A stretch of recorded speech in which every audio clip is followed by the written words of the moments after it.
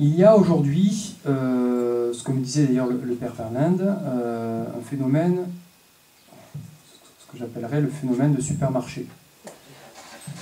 On rentre dans un magasin et puis on prend un petit peu ce qu'il y a. Allez, un peu de bouddhisme, un peu d'hindouisme, un peu de christianisme. Et puis finalement, on se fabrique un Dieu qui nous arrange bien. Donc je pense que ça, c'est une partie de la réponse. Je ne dis pas que c'est toute la réponse, mais c'est une tentation de l'homme que de vouloir se fabriquer une idole en utilisant ce qui est en soi incompatible. Mais l'idole, par définition, par essence plutôt, l'idole est incohérence. Il n'y a pas dans l'idole de fondement cohérent. On retrouve très bien ce principe dans cet essai de mélanger un petit peu ce qui est incompatible. Voilà. Je pense aussi qu'il y a une grande différence parce que pour l'hindouisme, on peut choisir, décider de faire ça, mais pour la foi théologale, c'est pas si facile, on peut pas on la reçoit et c'est beaucoup plus difficile et il y a des gens qui ont beaucoup de mal, même en la désirant. Et on peut comprendre qu'il y ait des gens qui choisissent de faire eux-mêmes parce qu'ils n'arrivent pas à croire. La foi théologale, quand on ne l'a pas... Oui, c'est un don de Dieu. Eh bien oui, mais c'est pas facile. Tout à fait. On peut pas de la même façon décider qu'on va l'avoir, qu'on la reçoit ou on ne la reçoit pas.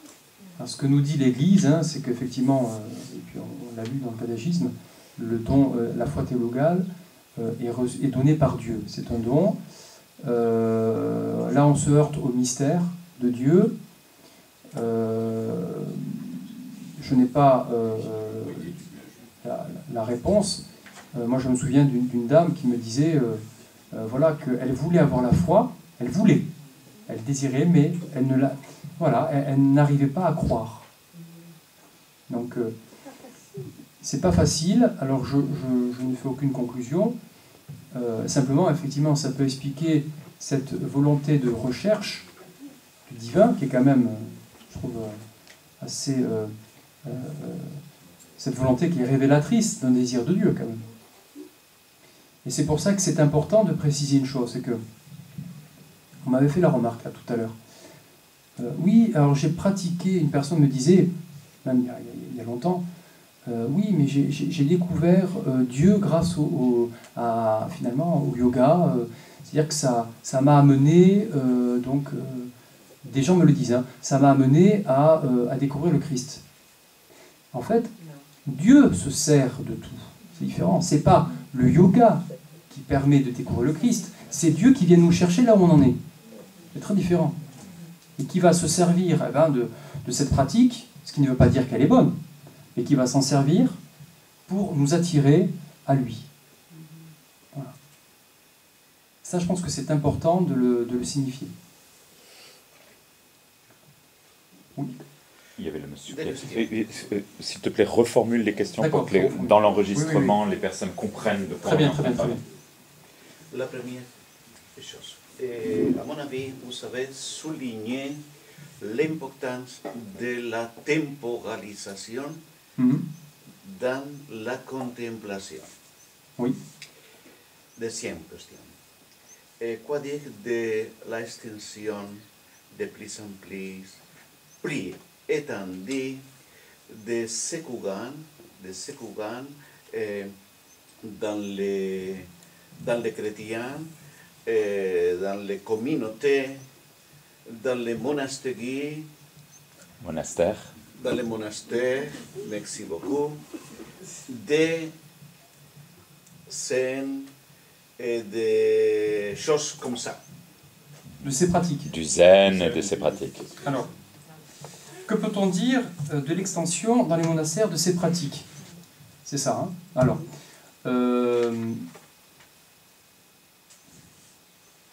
d'abord, premier élément de réponse, le manque de connaissances. Hein? Si on étudie les textes du magistère, notamment les textes que j'ai présentés, déjà, on est éclairé. Donc, là, on commence à comprendre qu'il y a des distinctions à faire. Donc ça, c'est le premier élément de réponse, c'est donc la méconnaissance de la tradition catholique. Le deuxième élément de réponse, c'est le péché, je pense. C'est-à-dire le péché, c'est-à-dire la brisure intérieure, hein, donc, qui fait qu'on cherche, et ça c'est notre mécanisme, je n'aime pas dire naturel, mais blessé, ce mécanisme qui consiste à atteindre Dieu. Il y a quelque chose de très tentant d'avoir la mainmise sur Dieu. Donc ça c'est le deuxième élément de réponse. Et puis, le troisième élément de réponse, c'est le contexte actuel, social. L'ambiance syncrétique. Je pense qu'à partir de là, on comprend que même dans les monastères, il puisse y avoir... pas chez nous, bien sûr, hein, donc... bien sûr. Voilà. Évidemment.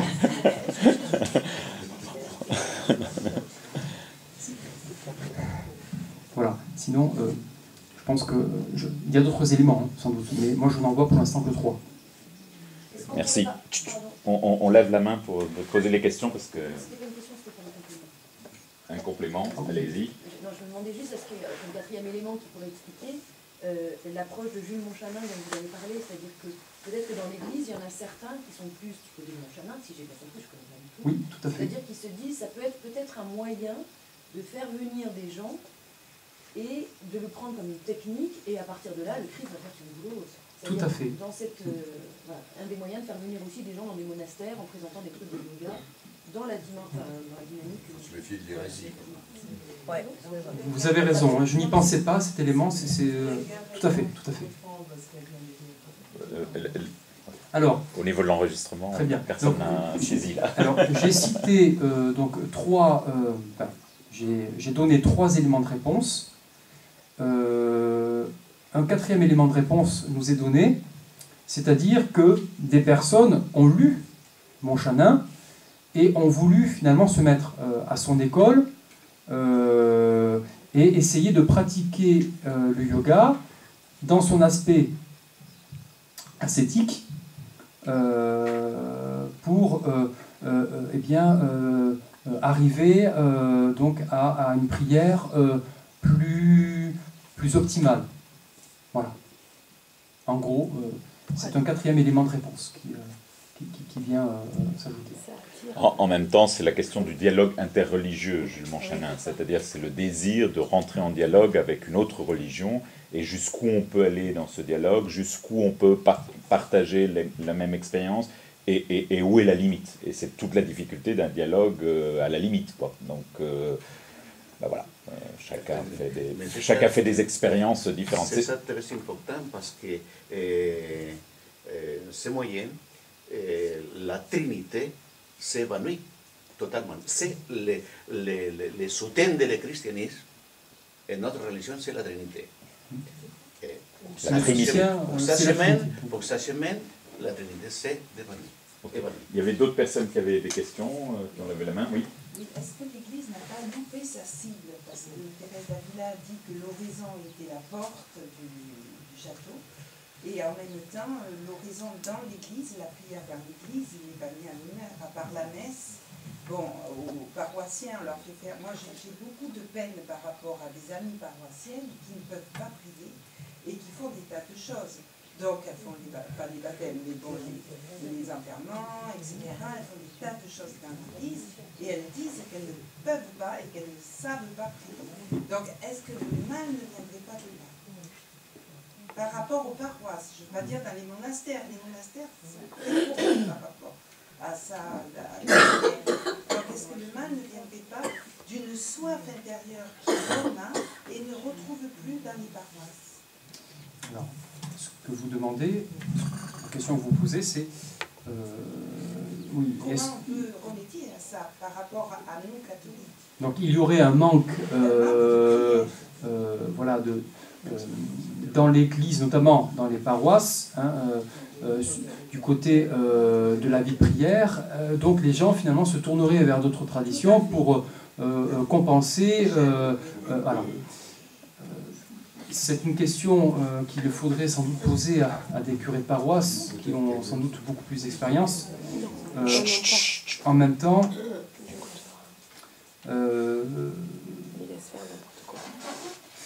je suis un petit peu embêté parce que je crois qu'il existe quand même des paroisses où il existe une véritable vie de prière. Moi, j'ai vu ça, hein, j'étais en paroisse. Hein, alors, ça m'est difficile. Je n'ai pas, comment dire, une vision, si j'ose dire, synoptique, une vision d'ensemble du problème. Effectivement, si il y a un manque de ce côté, un manque de vie de prière, on va chercher donc à compenser en allant voir ailleurs. Mais je crois que ce n'est pas une réponse, ce n'est pas,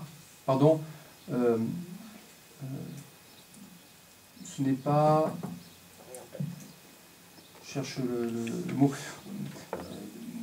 Il y a autre chose, hein, il n'y a pas que ça qui puisse expliquer le problème. Ça peut se rajouter à ce que nous avons dit déjà précédemment. Et une réponse, c'est quand même les écoles d'oraison qui se multiplient, y compris dans les paroisses, et y compris organisées par des laïcs et pas seulement par des religieux. Quand les laïcs comprendront que c'est un besoin vital, c'est eux-mêmes qui organisent dans leur paroisse et non pas attendre que les spécialistes de la chose viennent exceptionnellement faire une mission. Mais si c'est vital, donc on se donne les moyens. Donc c'est quand même ça qui est en train de se passer. Il y avait quelqu'un d'autre qui a levé le doigt avant. Oui, Chantal. Simplement, on pourrait peut-être imaginer, parce que je pense qu'il faut reprendre des choses à la base, qu'on pourrait faire proposer à des enfants, ou que des mères, ou qu'il y ait un genre de groupe carmélitaire pour enfants. C'est-à-dire apprendre dès le départ aux enfants à rester dans la contemplation ou d'une image, ou d'une prière intérieure, d'une prière silencieuse. C'est-à-dire qu'on reste en silence, que les enfants apprennent ce silence-là. Et ou accompagné par les mères, ou simplement une possibilité, disons, de groupe carmélitaire pour enfants. Alors là, c'est vrai que c'est une solution idéale. Reprends la question, c'est la question des enfants. Donc, et de la il faudrait proposer donc, aux enfants une formation, si j'ose dire, à la prière, hein, donc, par les parents, surtout. Alors, ce qu'il y a, c'est que le problème, c'est que si on regarde le contexte aujourd'hui, familial, on a beaucoup de familles recomposées. Autrement dit, le rôle que doit jouer normalement la famille, eh bien, ce rôle-là, malheureusement, n'est plus, n'est plus joué. Alors, les enfants, ils apprennent la vie de prière dans des écoles privées, par le biais des catéchistes, parce que les parents, dans l'ensemble, ne sont plus capables du fait qu'il y a donc un problème majeur aujourd'hui du tissu familial, qui est quand même bien entamé. Ils n'ont plus les moyens donc de s'occuper correctement des enfants. Alors bien sûr, il existe, et ça j'en suis très heureux, on en est très heureux, des familles chrétiennes avec une certaine stabilité, mais on est forcé de constater que ce n'est pas majoritaire. Voilà. Il y a quand même Noël Leduc, je ne sais pas si vous connaissez, de Notre-Dame de Vie, qui fait ça depuis des années et des années, où il y a des manuels qui vont dans ce sens-là, pour apprendre l'éveil à la fois des tout-petits, et même la vie contemplative des enfants. Donc ça se fait. Après, c'est à chacun de... on ne réinvente pas la roue, ça se fait depuis des années et des années par Noël Leduc. À Notre-Dame de Vie, et donc ça a été repris par d'autres, parce que maintenant elle est âgée, enfin je ne sais même pas si elle est encore vivante, et où il y a tout un travail pédagogique. Les éditions du Carmel viennent de rééditer des catéchismes qui vont dans ce sens-là, qui sont fondés sur l'éveil spirituel des enfants pour intégrer ça dans une expérience de vie. Bon, ça crée quelques difficultés sur les traits carrés des uns et des autres, mais passons, ça c'est des problèmes intra-ecclésiaux, mais ça existe. Et donc à nous de transmettre et de découvrir. Il y avait Michel qui voulait poser une question, ou vous qui avez voulu, je ne sais plus qui chronologiquement qui a levé le doigt avant. Je voulais rebondir sur ce qu'a dit son prénom, Christine, à propos du tournant qui aurait été loupé par l'Église, et notamment le tournant de ce qu'explique ce que Thérèse d'Avila a apporté. Justement, dans ce sens-là, ne pensez-vous pas que, tout simplement, nous avons perdu dans le monde occidental ce qui avait peut-être été perdu au XVIe siècle, au moment de l'époque de Thérèse, le retour à l'intériorité, et que les pratiques orientales ont envahi le monde occidental à un moment où, dans les années 60, avec le mouvement hippie, à un moment où plus rien n'avait de sens. La religion n'occupait plus la place centrale, il y avait des idéologies marxistes qui proposaient des lendemains qui chantent, et en même temps, on sortait de la barbarie du nazisme. Donc, je pense qu'il y avait vraiment un goût, pour le retour vers l'authenticité, vers l'intériorité, pardon, et l'authenticité. Oui, intériorité et authenticité. Pour moi, excusez-moi, j'ai un peu de fièvre, j'essaye de mettre en ordre les idées, mais il me semble que là, il y a un créneau, enfin, il y a eu un tournant, comment dirais-je, qui a été ensuite poursuivi par 68, mais où il y a eu un écart qui s'est creusé entre les pratiques que pouvaient proposer encore les religions, la religion chrétienne, et d'autres façons d'atteindre l'humanité par ce que les psys des courants humanistes ont appelé l'authenticité, la bienveillance, etc., qui s'étaient perdus. Et ce retour à l'intériorité, bah oui, Thérèse d'Avila apporte plein de clés. Donc si on pratique l'oraison, déjà ça va donner d'autres horizons aux gens qui cherchent. Et puis il y a autre chose aussi qui est apparu dans l'Église, ou qui est réapparu dans l'Église, me semble-t-il, et qui pourrait rejoindre la question sur le zen et le zazen, c'est l'adoration du Saint-Sacrement. Plutôt que de se mettre devant un vase pour se tenir droit et pour se concentrer, mettons-nous devant le Saint-Sacrement. Et ça plaît beaucoup. Et le renouveau charismatique a apporté ça. Oui.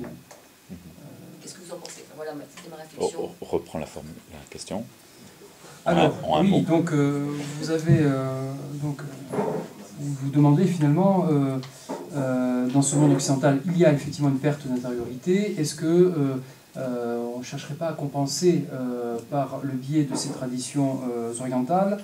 Donc ça, c'est une première chose. Après, vous avez développé à partir de cette première question.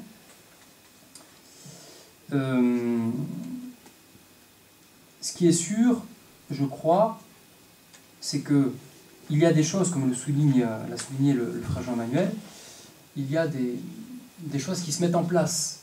On a commencé à percevoir depuis quelques décennies qu'il y avait donc une pratique de plus en plus intense du yoga,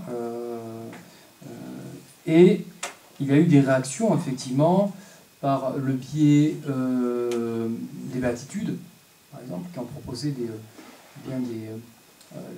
notamment l'adoration, d'autres aussi. Et puis de retrouver, parce que ça aussi, je pense que c'est important de le dire,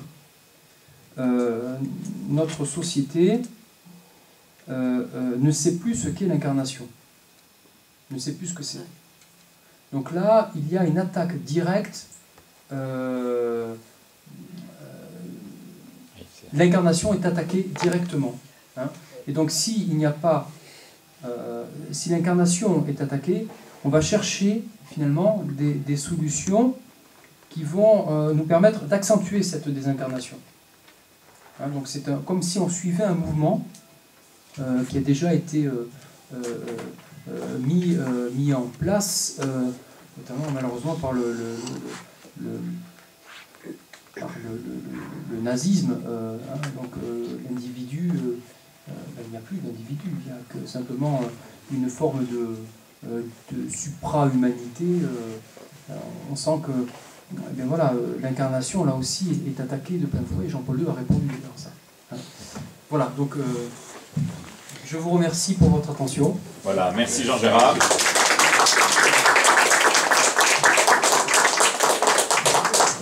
Merci beaucoup. Donc nous reprendrons cet après-midi, 3h30, pour les travaux de groupe, les textes qui nous seront proposés par Jean-Gérard.